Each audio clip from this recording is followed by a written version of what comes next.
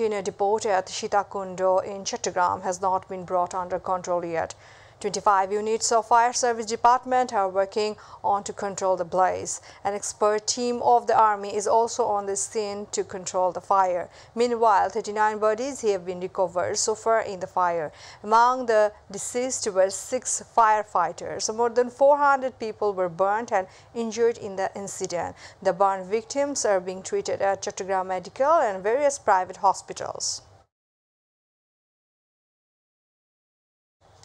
Meanwhile, the bodies of the victims and the burned bodies were brought to Chattogram Medical and various private hospitals soon after the fire broke out. Besides, the 3 people with severe burn injuries have been brought to Dhaka. Besides, a special team of Army Engineers Corps is working at the scene.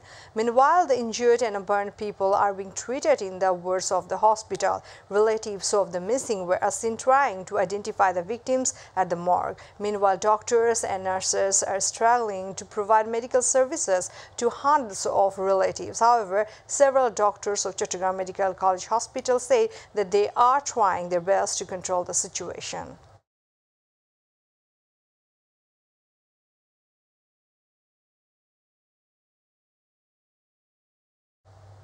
State Minister for Shipping Khaled Mahmood Chaudhary said the monitoring team was negligent in managing the container depot in Chittagong. He said this while briefing the Secretariat on the Sitakundo fire incident. He said that everything was being investigated and the report could tell who was involved in the incident. The Ministry of Disaster Management has already provided cash for the burial of the victims and transportation of the injured in fire incident. Hassan Mahmood.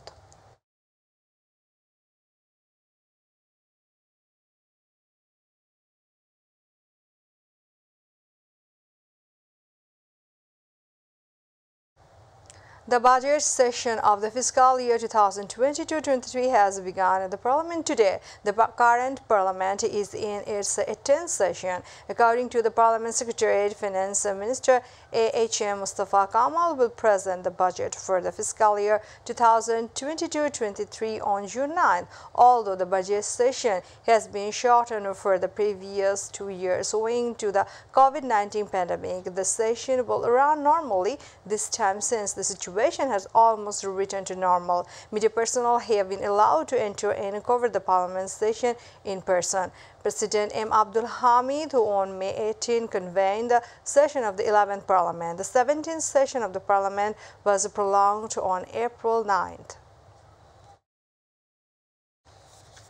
Prime Minister Sheikh Hasina has directed to open all the canals to protect the biodiversity of the Sundarban. Speaking at the inaugural function of World Environment Day and National Tree Planting Campaign, she said that in the interest of sustainable development, all kinds of development work should give a due importance to conservation of nature and natural resources. Sheikh Hasina also suggested that not a single piece of land should remain uncultivated to support themselves through crop production.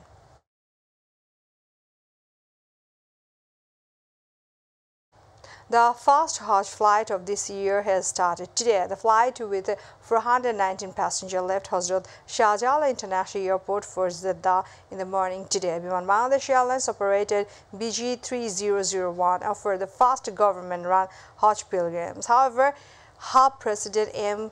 Shahadat Hossain Taslim said that insurance of visas to privately run pilgrims have not started yet. The Holy Hajj will be held in Saudi Arabia on July 8, subject to the sliding of the moon. 4 people were killed after a truck hit a bus on Dhaka-Arija Highway in Savar on the outskirts of Dhaka this morning. Around 20 people were also injured in the accident and have been sent to Ina Medical College Hospital in Savar. Police said a truck carrying a cattle hit a staff bus of Bangladesh Atomic Energy Commission when the bus was trying to make a U-turn in Boliapur area around 9 a.m. The identities of the deceased could not be known immediately. The OC said at least 15 to 20 people had been rushed to the hospital in critical condition. Viewers, now international news.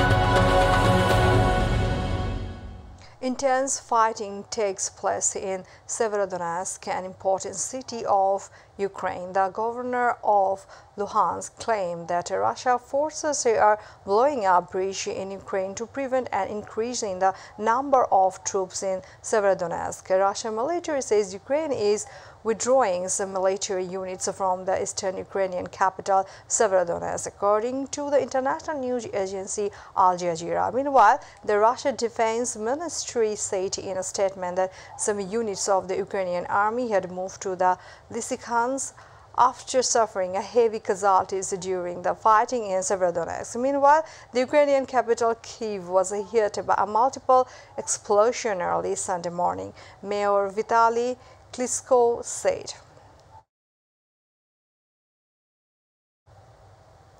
The day after U.S. President Joe Biden returned from a recent visit, North Korea fired the 3 missiles, and this time Kim Jong-un country has fired 8 ballistic missiles simultaneously. Pyongyang launched a short-range missile on its east coast on Sunday, a day after South Korea and the United States conducted the first joint military exercise with U.S. aircraft carriers in more than 4 years. The information was given by the news agency Reuters in a report.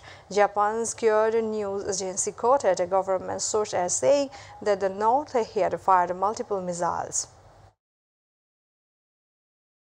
We are about to end the headlines once again. The fire at the container depot at Sitakunta has not been brought under control yet. 39 bodies recovered. Monitoring team was negligent in managing the container depot in Chittagong, said State Minister for Shipping. The budget session of the fiscal year 2022-23 has begun in the Parliament today.